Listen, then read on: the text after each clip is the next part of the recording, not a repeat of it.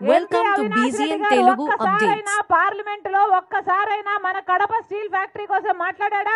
ఈయన అమాయకుడట, చిన్నపిల్లాడట, మాట్లాడలేడట, సాక్ష్యాలు తుడిచేస్తుంటే చూస్తూ ఊరుకుంటాడట. ఈసారి చిన్నపిల్లాడు వదిలేశారు లెక్క అంటుంది. అమ్మా వీళ్ళు చిన్నపిల్లలు కాదు, వీళ్ళు అమాయకులు కాదు. అన్నా హత్య జరిగిన రోజున మాకు కూడా తెలియదు ఎవరు చంపారు, కానీ సిబిఐ వచ్చి ఎంక్వైరీ చేసి సాక్ష్యాలు ఆధారాలు అన్ని చూపుతుంది అవినాష్ రెడ్డి గారి హస్తం ఉంది అని. గూగుల్ మ్యాప్స్ లో అట హత్య చేసిన వాళ్ళు, హత్య చేయించిన అవినాష్ రెడ్డి ముందు రోజు కలుసుకున్నారు, ఒకే లొకేషన్ చూపుతుంది, ఆ రోజు కలుసుకున్నారు, ఒకే లొకేషన్ చూపుతుంది అని సాక్ష్యాలు బయట పెట్టింది సిబిఐ.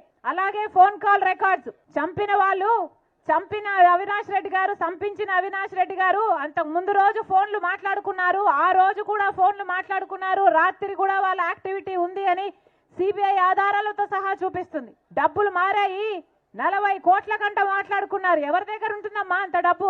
అవినాష్ రెడ్డి గారు కాకపోతే ఎవరు చంపినట్టు, ఎందుకు చంపినట్టు? 5 కోట్లు డబ్బు కూడా తీసుకున్నారు అని సిబిఐ ఆధారాలు చూపుతుంది.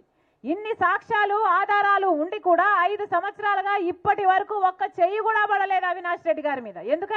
ఎందుకంటే సాక్షాత్ ముఖ్యమంత్రి జగన్మోహన్ రెడ్డి గారే అధికారాన్ని అడ్డేసి మరీ కాపాడుతున్నారు కాబట్టి. సిబిఐ కర్నూలు వరకు వెళ్ళింది అవినాష్ రెడ్డిని అరెస్ట్ చేయాలి అని. 3 రోజుల పాటు భయభ్రాంతులకు గురి చేశారు.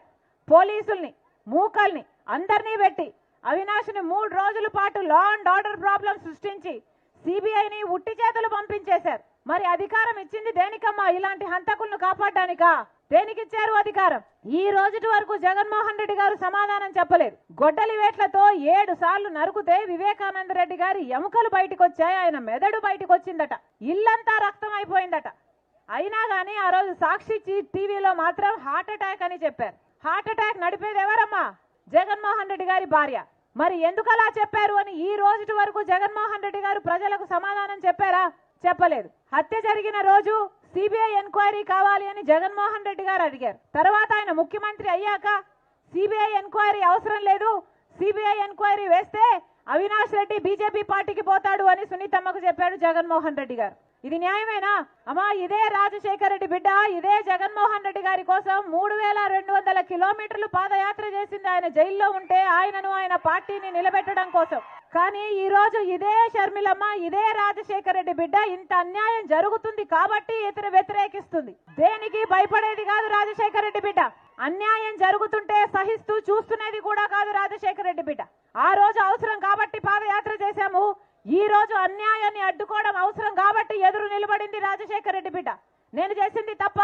మీకు ఎంపీగా రాజశేఖర రెడ్డి బిడ్డ కావాలో, లేకపోతే మీకు ఎంపీగా రాజశేఖర రెడ్డి గారి తమ్ముడు వివేకానంద రెడ్డి గారిని హత్య చేయించిన అవినాష్ రెడ్డి గారు కావాలో మీరు నిర్ణయించుకోవాల్సిన సమయం వచ్చింది.